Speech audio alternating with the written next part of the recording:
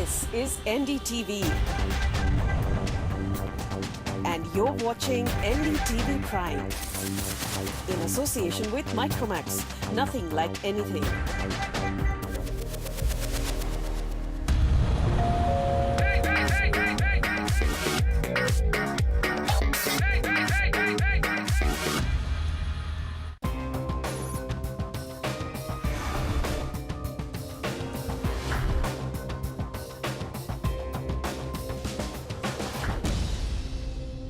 भारतीय टेलीविजन में पहली बार आपके लिए एक ऐसा शो हम लाए हैं जिसमें आपको प्रॉपर्टी के बारे में सारी जानकारी एक जगह मिलेगी।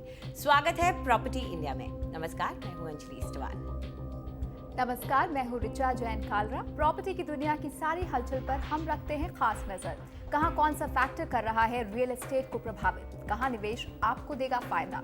अगले 1 घंटे में देखिए रियल एस्टेट के अहम मुद्दों पर हमारे साथ खास चर्चा। इसके साथ ही अगर आप प्रॉपर्टी पर और ज्यादा जानकारी चाहते हैं तो हमारी वेबसाइट ndtv.com/property पर जरूर जाएं।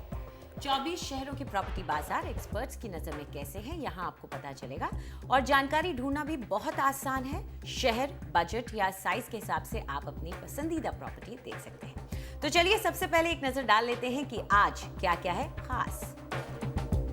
नई सरकार Jawaharlal Nehru national urban renewal mission की जगह नई योजना लाएगी। क्या इस मिशन की नाकामी से सबक लेकर कामयाब योजना लागू हो पाएगी? 2010 में बना यूपी अपार्टमेंट एक्ट नोएडा में अब लागू होगा। हम लेंगे इसका जायजा।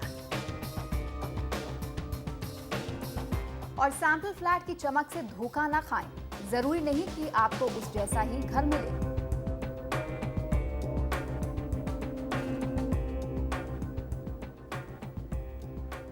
नई सरकार का हाउसिंग एजेंडा आजकल चर्चा का केंद्र बना हुआ है। इस एजेंडे का एक खास पहलू यह है कि सरकार यूपीए सरकार की बड़ी योजना रही Jawaharlal Nehru national urban renewal mission को अब ठंडे बस्ते में डालने जा रही है। अगर सरकार इस मिशन को अब नाकाम मान रही है तो क्या इस पर खर्च लगभग 1 लाख करोड़ रुपए की रकम को बर्बाद माना जाए? नई योजना साकार और कामयाब होगी, इसकी क्या कोई गारंटी है? लगभग 9 साल और 1 लाख करोड़ रुपए खर्च करने के बाद यूपीए सरकार ने माना कि उसकी सबसे अहम योजनाओं में से एक जवाहरलाल नेहरू राष्ट्रीय शहरी नवीकरण मिशन या JNNURM अपने लक्ष्य का आधा भी हासिल नहीं कर सकी। हालांकि सरकार ने ये योजना 2 साल तक बढ़ा दी थी। हम ये समझे हैं कि अर्बनाइजेशन होएगा, हो रहा है, और सिर्फ बड़े बड़े शहरों में नहीं होता है। छोटे छोटे शहर, गांव थे वो शहर बन गए हैं, छोटे शहर बड़े शहर बन गए हैं। इस देश में कुछ 4-5 हज़ार ऐसे शहर हैं। असिस्टेंस किसको देनी चाहिए? सिर्फ बड़े शहरों को नहीं।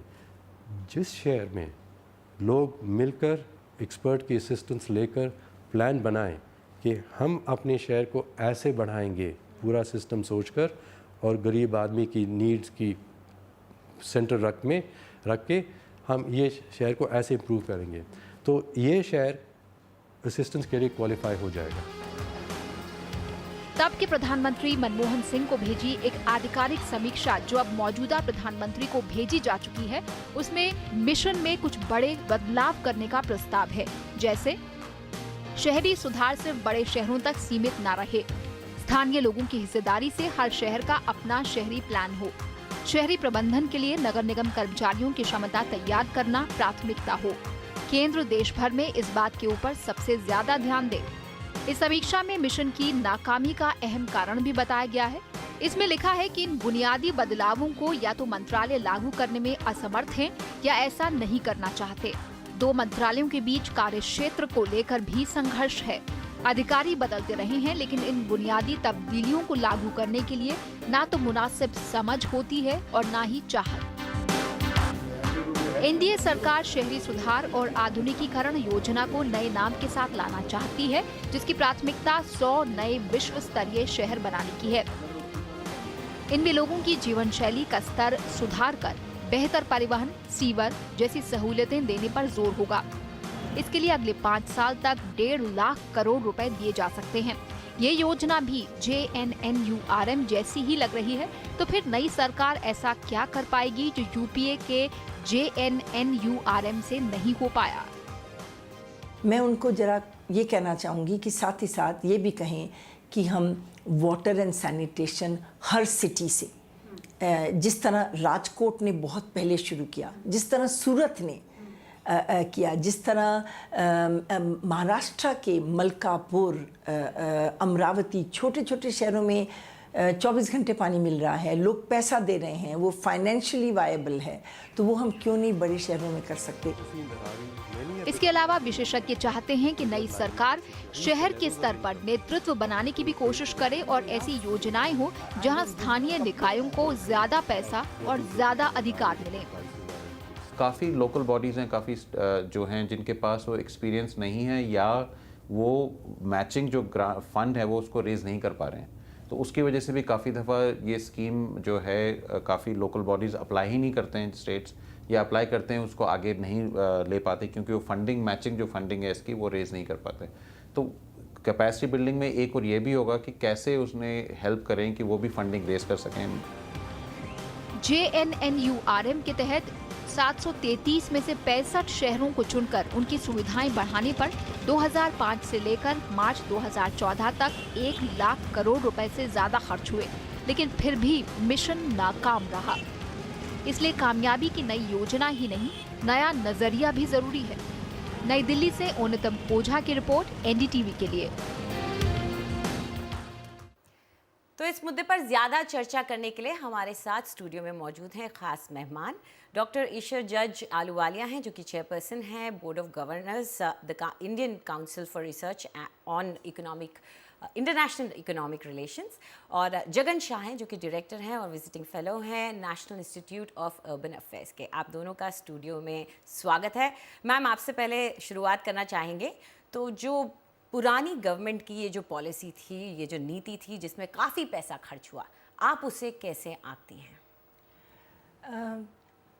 अंजलि, मेरा ये कहना होगा कि पिछले 40-50 साल में अर्बन सेक्टर को बहुत ही नेग्लेक्ट किया गया था और पहली बार 2005 में केंद्रीय सरकार ने राज्य सरकारों को रिफॉर्म की तरफ एक रास्ता दिखाया और कहा कि आप शहरों की सरकार को लेके चलो, अपनी ओर से कोई प्रोजेक्ट बनाओ जिसे हम अप्रूव करेंगे मिलके, और केंद्रीय सरकार, राज्य सरकार और शहरी सरकार मिलके, चाहे वो पीने का पानी हो या अंडरग्राउंड सीवरेज नेटवर्क हो या सॉलिड वेस्ट मैनेजमेंट हो, हम पैसा देंगे, लेकिन इसके लिए आपको ABC रिफॉर्म्स करने पड़ेंगे।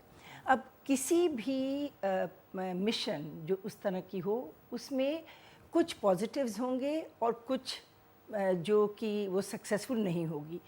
तो मेरा ये कहना होगा कि हालांकि JNNURM like other missions mix success उसको मिली है, लेकिन JNNURM ने अर्बन एनवायरनमेंट को इंडिया में बिल्कुल ट्रांसफॉर्म कर दिया है। तो I think it is a good thing, और उसकी जो असफलताओं को इम्प्रूव करके अब जो सरकार नई मिशन बनाएगी उसको आगे कैरी करना चाहिए। इसमें ये नहीं है कि इस सरकार की या उस सरकार की, आइडिया है कि हमने क्या सीखा और इसको हम आगे कैसे बढ़ाएं। जी जगन, आपको क्या लगता है? मिसेस आलूवालिया यहाँ पर कह रही हैं कि इससे काफ़ी कुछ सीखा है, क्या सबक लिए गए हैं? क्या आप इसे सफल मानते हैं? ये सक्सेस रहा है, फेलियर रहा है? देखिए, ये सक्सेस और फेलियर की बात छोड़ के अगर हम ये बात करें कि हमें क्या सीखने को मिला है, मुझे तो लगता है ईश्वर जी ने 50 साल की बात की, मेरे हिसाब से हज़ारों और कम से कम 250 साल तो हमने अपने शहरों को निगलेक्ट किया ही है। तो पिछले 7-8 साल में जो हमने सीखा है वो एक तरह से शहरों को कैसे मैनेज किया जाए, उसका शासन कैसे हो, लोगों का इन्वॉल्वमेंट कैसा रहे शहरों में, ये सब चीज़ें हमने सीखी हैं पिछले 8-9 साल में। तो कामयाबी नाकामयाबी की बात हम अगर साइड पे रखें और ये बात करें कि अब हम जनता को भी समझ आ गया और शासक को भी समझ आ गया कि शहर की एक अहम भूमिका निभाएंगे शहर हमारे इकॉनमी में, और शहरों के विकास से ही हमें जो एक क्वालिटी ऑफ लाइफ चाहिए या एक फ्यूचर चाहिए, एक ब्राइट फ्यूचर जो हर एक भारतवासी चाहती हैं, ये सिर्फ शहरों के ज़रिए शायद हो पाएगा। और इसके शहरों के विकास और नए शहर जो बन रहे हैं, गांव से अब शहर बन रहे हैं, इन सब के विकास में हम सब की भागीदारी बहुत ज़रूरी है।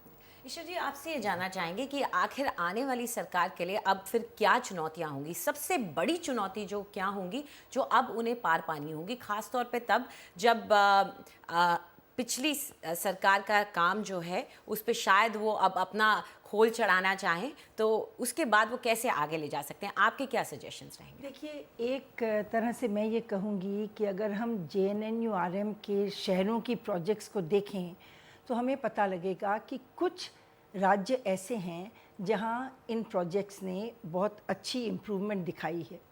तो उनको आप हाथ पे गिन सकते हो। वो होगा महाराष्ट्र, गुजरात, आंध्र प्रदेश, मध्य प्रदेश, तमिलनाडु और ऐसे 2-3 होंगे। और उसकी वजह क्या थी कि वहाँ राज्य सरकार ने आगे बढ़ के शहरी सरकारों का हाथ पकड़ा, उनकी कैपेसिटी बिल्ड की, उनको फाइनेंशियल सपोर्ट दी, वहाँ प्लानिंग की जागृति की और वहाँ ह्यूमन लीडरशिप थी, वहाँ पर नई टेक्नोलॉजी इस्तेमाल की गई।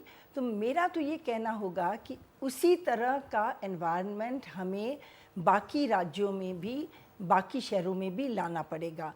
और महाराष्ट्र और गुजरात 2 ऐसे स्टेट्स हैं जिन्होंने अर्बन एरिया में बहुत इम्प्रूवमेंट दिखाई है JNNURM के अंडर, और हमें इस चीज़ को लेके उनको उस प्रोग्राम्स को इम्प्रूव करके बाकी राज्यों और शहरों में भी इसको बढ़ाना पड़ेगा। जी मैम, ये भी कहा जा रहा है जो नई सरकार की नीति है कि वो 100 स्मार्ट शहर बनाएंगे, कि जो मौजूदा शहर है वहाँ पर और ज़्यादा इन्वेस्टमेंट करके कुछ फ़ायदा नहीं है। कुछ लोगों का ये तर्क है, ये आर्ग्यूमेंट है, हमें नए शहरों की ज़रूरत होगी क्योंकि आने वाले वक्त में ज़्यादा लोग शहरों की तरफ आएंगे और मौजूदा शहर उस आबादी का जो लोड है उसे वहन नहीं कर पाएंगे। तो ऐसे में नए शहरों की ज़रूरत है और ये सरकार सही कर रही है। क्या आप इससे सहमत हैं? हो सकता है कि मैंने गलत समझा हो, पर मुझे ऐसा लगा कि जो नई सरकार कह रही है वो ये कह रही है कि हम 100 वर्ल्ड क्लास सिटीज़ बनाएंगे। ये नहीं कह रही कि ये सब शहर नए होंगे। तो हो सकता है हमारे जो अभी के 54-55 शहर हैं जहाँ मिलियन से ऊपर की जनसंख्या है, उनको वर्ल्ड क्लास बनाने की कोशिश कर रहे हैं, which is always a good thing. पर एक बात है कि ये हम करते रहें और ज़रूर करें, लेकिन इसके साथ साथ जो हमारे छोटे शहर हैं, जो हमारे मीडियम शहर हैं, जो हमारे बड़े शहर भी हैं जहाँ आज पानी की व्यवस्था नहीं है, जहाँ पर हम अपना कूड़ा नहीं संभाल पाते, जहाँ हमारे पास ट्रैफिक का पब्लिक सपोर्ट नहीं है, जब तक हम उसको फिक्स नहीं करेंगे तब तक हम अपनी इकोनॉमिक ग्रोथ को इंक्लूसिव और सस्टेनेबल नहीं बना पाएंगे। हमें दोनों करना पड़ेगा, हम एक को रोक के दूसरा नहीं कर सकते। जी जगन, यहीं पे बात आती है कि जैसे कि ईश्वर जी ने बोला कि कई शहर हैं अभी हम अपना कूड़ा नहीं संभाल पाते, और ये हमने बेंगलुरु में देखा कि वहाँ पे वेस्ट डिस्पोजल इतनी बड़ी मुसीबत बन के सामने आ गया था। तो आप क्या मानते हैं कि एक वाकई में वर्ल्ड क्लास सिटी बनाने के लिए क्या ज़रूरी है, और क्या आप इस देश में ऐसा किसी शहर को देखते हैं कि या तो वो है वर्ल्ड क्लास सिटी या फिर उस रास्ते पर जा रही है?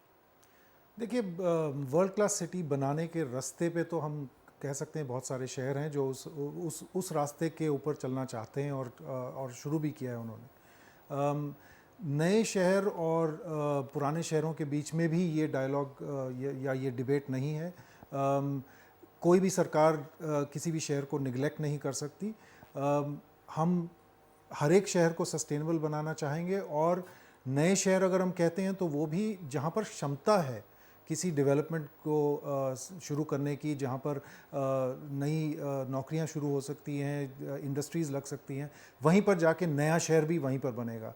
तो नए पुराने की बात नहीं है, क्वालिटी ऑफ लाइफ की बात है, और कहाँ किस जगह पे सोसाइटी में क्षमता है कि वो अपने शहर को एक्चुअली डेवलप करे, ये बहुत ज़रूरी है। क्योंकि सिर्फ सरकार शहर नहीं बना सकती, शहर बनता है एक भागीदारी के थ्रू, शासन और जो नागरिक है दोनों को साथ मिल के शहर बनाना होता है। तो और हर एक शहर यूनिक होता है। जी तो तो मैं एक बात कहूँ, एक उदाहरण दूँ, आपने उदाहरण मांगा, मगरपट्टा जो एक छोटा सा शहर है पुणे के बाहर, आप वहाँ सफ़र कीजिए और बिल्कुल वर्ल्ड क्लास सिटी की तरह है। तो ऐसे और भी बहुत होंगे। और इस तरह के मॉडल्स को रेप्लिकेट किया जा सकता है। ईश्वर जी, ये भी कहा जा रहा है कि JNNU में बहुत सारे गवर्नेंस चैलेंजेस सामने आए सबक के तौर पर। जैसे जो पैसा राज्यों से जाता था, कई जगह केंद्र सरकारें उस पैसे को JNNU की जगह किसी और काम में इस्तेमाल कर लेती थी। झारखंड में सामने आया कि म्यूनिसिपल स्टाफ के एम्प्लॉयज़ को सैलरीज देने के लिए वहाँ पर इस्तेमाल हुआ। तो ये कुछ सबक हैं। क्या आपको लगता है कि इन तमाम चीज़ों को देखते हुए मुद्दा इम्प्लीमेंटेशन का है, चाहे वो हम JNNU को देखें या जो नई सरकार की योजना है वो, अगर इम्प्लीमेंटेशन सही हो तभी योजना कारगर हो सकती है, आगे बढ़ सकती है? देखिए, गवर्नेंस तो बहुत ज़रूरी है और हम यही कहेंगे कि वो फंडामेंटल चैलेंज है, लेकिन साथ में ये मानना होगा कि हमारी शहरी सरकारों के पास पैसा नहीं है।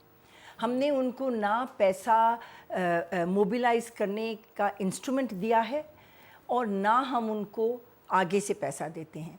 हमने अपनी कमिटी में ये कहा था कि जब गुड्स एंड सर्विसेज टैक्स लागू होगा, जिसमें कि केंद्रीय सरकार और राज्य सरकार एक साथ आएंगे, तो उसमें से एक छोटा सा पार्ट उसका ऑटोमेटिकली जाना चाहिए शहरी सरकारों और गांव की सरकारों के पास, ताकि उनके पास कुछ ऑक्सीजन मिले। एक तरह से JNNU ने क्या किया, थोड़ा सा पैसा देके उन्होंने ऐसा एक वातावरण क्रिएट किया जिसमें हर म्यूनिसिपल कमिश्नर, हर डिप्टी म्यूनिसिपल कमिश्नर ये सोचने लगा, अरे मेरे पास मैंने कभी पैसा देखा नहीं था, आज मैं भी कुछ करके दिखा सकता हूँ। खाली पैसा नहीं कर पाएगा, गवर्नेंस इज़ वेरी इंपॉर्टेंट। और वो आपका कहना बिल्कुल ठीक है, गवर्नेंस में रिफॉर्म जो होने चाहिए थे वो नहीं हुए, और वही मैं चाहूँगी कि अब नई मिशन में इस रिफॉर्म्स पर बहुत ज़्यादा फोकस दिया जाए। कुछ ऐसे सबक हैं जो इस मिशन से अगले अहम प्रोजेक्ट्स पर लागू हो सकते हैं? जी, मैं एक कहूँगी, अब देखिए महाराष्ट्र में एक प्रोग्राम है जिसे कहते हैं महाराष्ट्र सुजल निर्मल अभियान। एक तरह से वो जैसे केंद्रीय सरकार का JNNU था, ये महाराष्ट्र सरकार ने अपना एक प्रोग्राम बनाया वाटर एंड सैनिटेशन के लिए, जहाँ राज्य सरकार शहरों को पैसा देती थी, कैपेसिटी देती थी, गवर्नेंस के लिए इनेबल करती थी, बेटर गवर्नेंस के लिए। और उससे उन्होंने 3-4 ऐसे शहर हैं जहाँ आज 24 घंटे, मलकापुर है, अमरावती है, बदलापुर है और कुछ शहर जहाँ 24 घंटे पानी मिलता है और लोग उस पानी के लिए पे भी करते हैं और उस सब से खुश हैं। नागपुर, जहाँ की पब्लिक प्राइवेट पार्टनरशिप से इतने बड़े शहर में पूरे शहर के लिए जो हो रहा है आज पानी के लिए, वो एक उदाहरण जैसी चीज़ है पूरे देश के लिए। तो ऐसे बहुत से निकलते हैं, अगर आप उसको अध्ययन करें और देखें कि क्या हो रहा है। लेकिन आपसे ये जानना चाहेंगे, जैसे कि ईश्वर जी ने बताया कि कई ऐसे शहर हैं जो कि अच्छा काम कर रहे हैं, लेकिन जब कोई भी शहर, उसकी म्यूनिसिपैलिटी, उसकी म्यूनिसिपल कॉर्पोरेशन कुछ काम करना चाहती है, जाहिर तौर पे पैसे की प्रॉब्लम तो होती है, लेकिन एक होती है अलग अलग एजेंसियों की भी प्रॉब्लम और ऊपर से अलग अलग सरकारों की तरफ से भी अलग अलग प्रेशर। तो आपको क्या लगता है कि जो जवाबदेही हर जगह जो देनी पड़ती है या अलग अलग जगह से अलग अलग ऑर्डर आते हैं, क्या उससे भी दिक्कत आती है? कोई स्ट्रीमलाइनिंग की ज़रूरत है इन सब चीज़ों में? ये तो बहुत अहम बात है, क्योंकि JNNU जैसा जो प्रोजेक्ट था वो एक हमारे संविधान में एक कॉन्स्टिट्यूशनल अमेंडमेंट किया गया था, 74th अमेंडमेंट, जिसमें हर एक म्यूनिसिपैलिटी को एक तरह से एम्पावर किया गया था कि आप अपनी योजना बनाने की, अपने फाइनेंसेस मैनेज करने की, ये सब जवाबदारियां आप लें। लेकिन प्रॉब्लम ये भी है कि हमारे पास उतनी क्षमता नहीं है, लीडरशिप की बहुत ज़रूरत होती है। तो कुछ जहाँ पर शहरों ने विकास किया है इस स्कीम के तहत, वहाँ पर लीडरशिप रहा है, वहाँ पर शायद एक मेयर रहा हो या एक कमिश्नर रहा और रही हो, उन्होंने इसका शासन संभाला है। तो एक बहुत बड़ा जो मुद्दा उठा है JNNU के थ्रू ये है कि हमारे पास कैपेसिटी बहुत कम है और इस कैपेसिटी को बढ़ाना है और शहर को मैनेज करना ये बहुत एक मुश्किल काम है। तो मल्टीपल एजेंसीज तो हर शहर में होती हैं, ज़रूर होती हैं, लेकिन उन सब को कोऑर्डिनेट करना, वो या तो हम 74th अमेंडमेंट को पूरा लागू करें या फिर ऐसे लीडर्स को लाएं कि वो उनको मैनेज कर पाएँ। यहाँ एक छोटी सी चीज़ कहना चाहूँगी। आपने कहा कि डिफरेंट डिपार्टमेंट्स को कैसे एक साथ किया जाए। मैं इस नई सरकार को बधाई देना चाहूँगी कि उन्होंने housing and urban poverty alleviation और अर्बन डेवलपमेंट मिनिस्ट्री को एक साथ जोड़ा। हमारी कमेटी ने ये बहुत बड़ी रिकमेंडेशन की थी कि आप गरीबों के लिए सेपरेटली प्लान नहीं कर सकते, आपको दोनों मिनिस्ट्रीज़ को एक साथ लाना पड़ेगा ताकि आप urban development, urban transport, poverty alleviation, low income people, सबको जहन में रखते हुए प्लानिंग करोगे। पर ये हमारी बात नहीं मानी गई थी। हमने 2011 में ये रिकमेंडेशन दी थी, तो मैं बहुत ही खुश हूँ कि ये दोनों मिनिस्ट्रीज़ एक साथ आई हैं और इसी तरह अब उन डिपार्टमेंट्स को भी एक साथ लाना है ताकि हम उसका रिजल्ट देख सकें। कम से कम शुरुआत तो अच्छी की सरकार ने। देर आए दुरुस्त आए। लेकिन ईश्वर जी, यहाँ एक सवाल मैं और ही पूछना चाह रही हूँ, हालांकि ये थोड़ा सा हटके है, लेकिन लीडरशिप की आप लोग बात कर रहे हैं, तो अगर आप शहर के लेवल पे देखें, मेयर आता है, दिल्ली शहर का ही देख लीजिए, 1 साल में चला जाता है और वो एक पोस्ट ऐसी है कि वो शायद सिर्फ खुश करने के लिए किसी को दे दी जाती, कोई पार नहीं होती है। कमिश्नर होता है, उसके पास पार होती है, लेकिन वो भी अब इतनी बढ़ गए कि उसके पास भी कोई मेजर पार नहीं है। तो मैं यहाँ कहना चाह रही हूँ, कई देशों में हमने देखा है जहाँ आप अपना रिप्रेजेंटेटिव इलेक्ट करते हैं, उनमें उनके हाथ में इतनी पावर होती है, आप पूरा खाका बदल नहीं सकते हैं देश का, लेकिन कहीं ना कहीं आपको लगता है कि जो हमारे शहरों के रिप्रेजेंटेटिव्स हैं उनके पास इतनी पावर ही नहीं है। नहीं, वो आपका कहना बिल्कुल ठीक है। मैं अभी वर्ल्ड सिटी समिट में सिंगापुर गई थी, तो मैं वहाँ चेन्नई के मेयर से मिली, तो वो मुझे बता रहे थे कि वहाँ डायरेक्टली इलेक्टेड मेयर्स होते हैं और ऐसे 10 म्यूनिसिपल कॉरपोरेशंस हैं जहाँ की 5 साल के लिए उनकी इलेक्शन होती है। तो अब एक तो उन्होंने ब्रिज क्रॉस किया, लेकिन उसके बाद उनके पास पावर कितनी है, उसमें ये है कि वो पानी नहीं दे सकती म्यूनिसिपल कॉरपोरेशन, वो मेट्रो बोर्ड देता है। तो अब हमको ये सारी इनको बैठ के सोच समझ के इस पे एक डिसीजन लेना होगा। One government and one outcome, वो बहुत ज़रूरी है। सामंजस्य की ज़रूरत है अलग अलग विभागों में बेहतर गवर्नेंस के लिए। अगर हम 100 शहरों के मुद्दे पर लौटें जगन फिर से, तो ये भी कहा जा रहा है, जो आलोचक हैं वो कह रहे हैं इतनी ज़मीन नहीं है कि आप 100 नए शहर बसा सके, लेकिन दूसरी तरफ एक वर्ग है जो ये कहता है कि मौजूदा सिटीज़ में पैसा लगाने की जगह अगर आप नए शहरों में लगाएंगे जहाँ पर ज़मीन सस्ती होगी या वहाँ पर लैंड इशूज़ नहीं होंगे, तो ये सरकार के लिए ज़्यादा आसान रहेगा। आपकी क्या सोच है इस पर? देखिए, मेरे हिसाब से नए शहर एकदम वीरान जगह में तो वैसे भी नहीं बनाए जाते। किसी एक लोकेशन में जहाँ पर एक पोटेंशियल होता है, क्या कुछ नेचुरल फीचर्स हो, नेचुरल पोटेंशियल हो, या एक आबादी ऐसी हो, या कुछ और पोटेंशियल वहाँ पर देखा जाए, तब जाके वहाँ पर उसको डेवलप किया जाता है। तो नए शहर एकदम नए और एकदम क्लीन स्लेट जो कहते हैं उसके ऊपर तो बनते नहीं हैं। तो मेरे हिसाब से ये इसमें कोई कठिनाई नहीं है कि हम ऐसी जगहों को आइडेंटिफाई करें, क्योंकि 2011 में जो सेंसस हुआ उसमें जो आंकड़े निकले उसमें ये हमें पता चला कि लगभग 4000 के आसपास गांव हैं जो अब एक तरह से शहर बन चुके हैं, लेकिन हम उनको शहर नहीं कहते, और वो अभी भी एक तरह से अगर मिनिस्ट्रीज़ देखी जाए तो मिनिस्ट्री ऑफ रूरल डेवलपमेंट के अंदर आते हैं। तो अब वो 4000 लोकेशंस ऐसी हैं हमारे देश में जहाँ पर शहरी विकास हो चुका है एक तरह से, लेकिन वो प्लान तरीके से नहीं हुआ। तो अगर हम 100 शहर बनाना चाहते हैं तो लगभग हर राज्य में हम कह रहे हैं ऑन एवरेज 3 शहर बनाने की ज़रूरत है, और वो भी बनाना माने जहाँ पर पोटेंशियल है उसको एक तरह से विकसित करना और उसको प्रोत्साहन देना, ये तो बिल्कुल हो सकता है। इसमें कोई मेरे हिसाब से कोई कठिनाई नहीं होनी चाहिए। ऐसे जो सिचुएशंस हैं उनमें जो पॉलिसीज़ जो माफ़ कीजिएगा जो योजनाएं हैं जैसे दिल्ली मुंबई इंडस्ट्रियल कॉरिडोर वगैरह सब सरकार की तरफ से प्लान की जाती हैं, हाईवेज प्लान किए जाते हैं, ये कितने ज़रूरी हो जाते हैं क्योंकि शहर बसेगा बढ़ेगा लेकिन उसकी कनेक्टिविटी कितनी ज़रूरी हो जाती है ईश्वर जी? देखिए ट्रांसपोर्ट और लैंड यूज़ इसकी प्लानिंग एक साथ की जाती है और अगर हम वो करेंगे तो उससे क्या होगा कि लैंड की वैल्यू बढ़ेगी और जैसे लैंड की वैल्यू बढ़ेगी वैसे हम उस वैल्यू में से कुछ अनलॉक करके टैक्स करके सरकार ले सकती है और उसको फिर इंफ्रास्ट्रक्चर में डाल सकती है। ऐसा हो रहा है हैदराबाद में, अहमदाबाद में, जहाँ पर आउटर रिंग रोड्स की डेवलपमेंट हुई है वहाँ ट्रांसपोर्ट के आसपास एक कॉरिडोर जहाँ लोगों ने लैंड खरीदी वहाँ प्रॉपर्टी वैल्यूज़ लैंड वैल्यूज़ बढ़ी तो उसको सरकार ने उसमें से थोड़ा पैसा लिया और उसमें और इंफ्रास्ट्रक्चर दिया।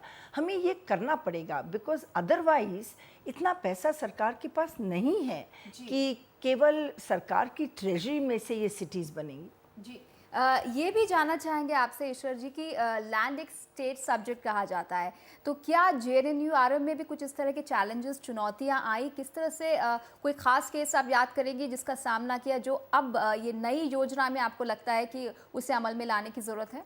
देखिए JNNURM की एक समस्या ये थी कि JNNURM एक प्रोजेक्ट ओरिएंटेड मिशन थी। इसमें केंद्रीय सरकार ने कहा कि आपको पीने का पानी चाहिए, आपको सीवेज ट्रीटमेंट चाहिए या आपको सॉलिड वेस्ट को मैनेज करना है तो एक प्रोजेक्ट लेके आओ, उसको सिटी डेवलपमेंट प्लान में वो प्रोजेक्ट डालो, हम आपको पैसा देंगे। तो एक तो हमको अब प्रोग्राम और प्लानिंग के बीच में चलना है, खाली नाम के वास्ते सिटी डेवलपमेंट प्लान बोल के एक प्रोजेक्ट का पैसा लेके काम नहीं करना। दूसरा, प्रोजेक्ट का मतलब ये नहीं होता कि हमने प्रोजेक्ट कंप्लीट कर दी। प्रोजेक्ट का मतलब ये होता है कि उससे क्वालिटी ऑफ लाइफ कितनी इम्प्रूव हुई। तो ये नई मिशन में बहुत ख्याल रखना है कि सर्विस डिलीवरी में उसका क्या असर हुआ। ये दो चीज़ें अगर की जाएं, लैंड की प्रॉब्लम इसलिए नहीं आई क्योंकि कोई बड़ा प्रोग्रामेटिक मिशन तो था नहीं। वो तो जहाँ कहीं एक छोटी मोटी लैंड चाहिए, आपने वहाँ कुछ बनाना है तो म्यूनिसिपैलिटीज़ के पास आमतौर पे या होती थी या राज्य सरकार ने दे दी। पर अगर आप रियली अर्बन डेवलपमेंट पे एक बड़ी मिशन करोगे तो लैंड के लिए आपको सोचना पड़ेगा। जी बहुत बहुत शुक्रिया ईश्वर जी जगन आपका, आप स्टूडियो में आए और इतने तफसील से आपने इस मुद्दे पर हमारे साथ इस चर्चा में हिस्सा लिया। कुल मिलाकर JNNURM अब इतिहास का हिस्सा बनने जा रहा है, लेकिन इससे बहुत सारे सबक सरकार ले सकती है और 100 स्मार्ट शहर बसाने को लेकर फिलहाल लोग उम्मीद से सरकार की तरफ देख रहे हैं क्योंकि देश की आबादी बढ़ रही है और साथ ही शहरीकरण बढ़ रहा है, इसलिए बहुत सारी उम्मीदें सरकार के कंधों पर।